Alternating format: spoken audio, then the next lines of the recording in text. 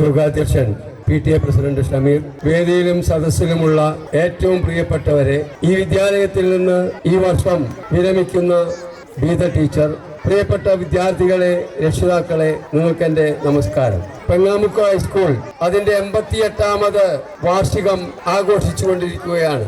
വർഷങ്ങൾക്ക് മുമ്പ് നല്ല ഒരു പ്രൗഢിയും പ്രതാപവും ഉണ്ടായിരുന്ന നമ്മുടെ വിദ്യാലയം എന്തൊക്കെയോ ചില കാരണങ്ങളാൽ അല്പം പുറകോട്ട് പോയിരുന്നുവെങ്കിലും വർദ്ധിത വീര്യത്തോടെ, പൂർവാധികം ശക്തിയോടെ കാട്ടകാമ്പാൽ പഞ്ചായത്തിലെയും പരിസര പ്രദേശങ്ങളിലെയും വിദ്യാർത്ഥികൾക്കും രക്ഷിതാക്കൾക്കും ഒരു ആശാ കേന്ദ്രമായി മാറിയിരിക്കുകയാണ്. ഇതിനുവേണ്ടി പ്രവർത്തിക്കുന്ന അധ്യാപകരെയും PTA-യും MPTA-യും അതുപോലെ തന്നെ രക്ഷിതാക്കളെയും സർവോപരി എൻ്റെ പ്രിയപ്പെട്ട വിദ്യാർത്ഥികൾക്കും ഞാൻ അഭിനന്ദനങ്ങൾ നേരുകയാണ്.